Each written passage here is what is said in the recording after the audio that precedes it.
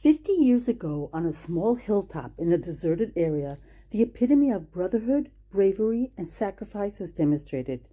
These slabs of concrete appear insignificant, but the underlying story is anything but. Here at Tel Saki, a small group of young soldiers withstood the onslaught of intensive battles while being outnumbered 100 to 1, in which they miraculously staved off a devastating invasion into the heart of Israel by the Syrian army, but at a terrible cost. On the morning of Saturday, October 6, 1973, while most Israelis were gathered in synagogues for prayer and observance of the holiest day in the Jewish calendar, Yom Kippur, the Day of Atonement, little did they know of the impending two-pronged assault that was about to transpire. Leaders of the Israeli intelligence were aware of troop buildups of the Egyptians and the Syrians on their respective borders, but their assessment was that this would lead to limited skirmishes. Oh, how they were wrong! The Golan Heights is a plateau which borders between Israel and Syria, and is not quite a large area. Long ago, this was an active volcanic region. Taller volcanic mountains are located in the northern part of the Golan and serve as a good natural defensive line, making it more difficult for Syrian tanks and infantry to penetrate. The southern part is flatter, with lower volcanic hills, making it more suitable for an advancing army. The defense of this southern region was assigned to the 188th Tank Corps and the paratroopers' 50th Airborne Battalion. On this holy day of Yom Kippur, only a skeleton crew was guarded. In all, there were 100 Israeli soldiers and 47 tanks against the impossible odds of 150,000 Syrian soldiers and 900 tanks. On that Saturday morning, a small group of 5 soldiers were sent on a reconnaissance mission at the small volcanic outpost of Tel Saki. All seemed quiet. Little did they know that on the other side of the ridge, 3 Syrian army brigades were advancing. With their massive number of soldiers and imposing armament, the Syrians and the Egyptians simultaneously began their mammoth offensive at exactly 2 p.m. Their goal? Annihilate the Jewish state. In order for the Syrians to advance into the Israeli heartland, they needed to pass between Tel Saki and El Al. El Al was where the command bunker was situated. At that time, Tel Saki was the only reliable source of information for the Israeli command. Therefore, it could not be evacuated. The 5 paratroopers under the command of Menachem Einsbacher and the 3 tanks were assigned the Herculean task of forestalling over 50 Syrian tanks. They maneuvered their forces to deceive the Syrians into thinking they were a larger force. The Israelis fired constantly, and this tactic succeeded, and they managed to delay a major Syrian assault and breakthrough. The goal of these forces was to bog down the enemy forces until reinforcements could arrive. That, however, would take over 24 hours. One of the initial battles occurred at Hill 116. Those troops were bombarded by the Syrians. They held out until their ammunition ran out. At that point, they quickly retreated to Tel Saki. The Israeli skeleton crew managed to hold out until the conclusion of Yom Kippur, but then it was night. The Syrians had night vision equipment. The Israelis did not, and the ammunition was dwindling. No longer did they have heavy ammunition, only light machine gun fire. By daybreak, Einsbacher realized the Syrians had passed Tel Saki and were on their way to El Al. He alerted the commander, Yoram Yair, known as Yaya. Yaya dispatched 2 tanks and 14 paratroopers who succeeded in ambushing the Syrians, who reported heavy Israeli resistance. This attack further confused and delayed the Syrians, causing them to retreat to Tel Saki, where by now the Syrians had amassed at least 100 tanks and thousands of soldiers. Einsbacher ordered his troops to constantly change positions to confuse the enemy. But the Syrians didn't quit firing. More and more Israeli soldiers were killed or wounded. Ammunition was almost depleted. A rescue crew made a valiant but ill-fated attempt to extract their comrades at Tel Saki. A second rescue attempt met the same devastating fate.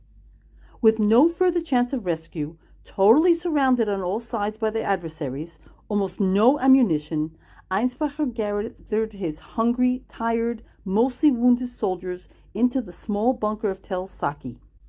He radioed to Yaya and relayed the following words. "Send our greetings to everyone. We will not see each other again. Send our best wishes to our families. Thanks for everything. Over and out." 28 soldiers entered the dilapidated, tiny 1,000 square foot bunker.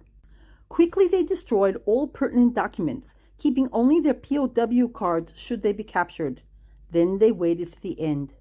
They anxiously anticipated the Syrians to enter at any time. Einsbacher's goal was to engage the Syrians and take down as many of the enemy with them as they could. At this point, the Syrians could have advanced, but they believed a larger force was at Tel Saki. The Syrian forces remained bogged down there for the first crucial 24 hours. Nothing would have stopped their drive to the Kinneret, but instead they continued firing at the bunker. This small hill is what prevented a massive invasion into Israel. Suddenly, the walls of the bunker absorbed a heavy hit, wounding several soldiers, including Einsbacher. Silence all around. Einsbacher realized this was a prelude to an impending all-out attack. Slowly, the Syrian forces crept closer. The Israelis were preparing themselves for the final assault. Einsbacher, before losing consciousness, announced that whichever soldier was standing should leave the bunker and tell the Syrians that all those inside were dead. Yitzhak Negarka, a soldier from the Tank Corps, was the only one left standing in spite of a leg wound. To leave the bunker meant being captured or death, although being a Syrian POW could be a fate worse than death. This did not stop Negarka. Had he not volunteered, they would all die. In this altruistic, brave endeavor, Negarka cautiously surrendered to the Syrians. At first they attempted to kill him, but when they saw what they perceived was Air Force clothing, they decided he was worth more alive to extract information from him. When they asked him how many were in the bunker, Negarka spontaneously answered 3, the amount of a tank crew, and added that they were all dead. The Syrians took him at his word and carted him off to what would be 8 torturous months of captivity. The Syrians, deceived by Negarka, abandoned Tel Saki. Due to Negarka's remarkable sacrifice, the 27 remaining soldiers remained alive and could breathe just a bit easier. As time passed, Einsbacher realized his soldiers were in a desperate need of water. Under the cover of darkness, he sent out 2 men to scrounge around. They managed to get to a destroyed tank with a working radio, contacted the command post, and informed them that the soldiers at Tel Saki were still alive. But the situation was desperate. Send help. Unfortunately, help was unattainable. But that's not the message Yahya gave them. He said help was on the way and begged them to hold on. If he had admitted the truth, that they would have to endure another 24 hours, hope would be lost. Trapped in enemy territory, wounded, hungry, thirsty, with the fear of death hanging on them, hope was all they had. And that way the second night passed. Einsbacher, in an attempt to encourage his troops to hang on, promised a big celebration when this would all be over. On the morning of October 8th, those inside could hear the Arabs outside. They knew they had to remain deathly still in those tight, dark quarters. Any sound would betray them. The wounded had to suppress their moans and suffer in silence. Suddenly, one critically wounded, barely conscious soldier, Shaki Levi, began crying out for water. His comrades tried to hush him, but they couldn't get through to him. Desperate, his friends feared that they would have to strangle him in order to save the whole, when finally he somehow understood and quieted.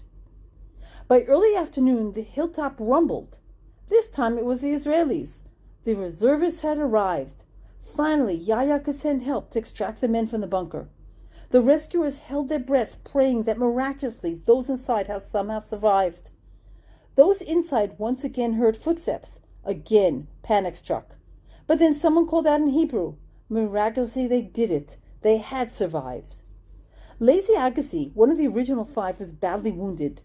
Being a religious soldier, Agassi had a siddur with a prayer book in his breast pocket. This prayer book had prevented shrapnel from penetrating deep into him, thereby saving his life. The tide turned with the Israelis pushing the Syrians back. These brave warriors had successfully accomplished their assignment against all odds. With courage and determination, these men heroically changed the course of the war. And the celebration Einsbacher promised? Well, that had to wait until Yitzhak Negarka returned from captivity 8 months later. After all, he had been the true savior. The battle at Tel Saki had been successful, but it had come at a terrible price. In addition to the 28 soldiers besieged in the bunker for over 30 tense hours, 3 soldiers were taken prisoner and 35 paid with their lives. Today, Tel Saki stands as a memorial to those courageous soldiers who, when faced with an insurmountable task, answered the call, defended each other, managed to survive, and protected their homeland. These stories are larger than life. Their valor is legendary. Their memory will live on forever in the annals of the Israeli history. Yehi Zichron Baruch.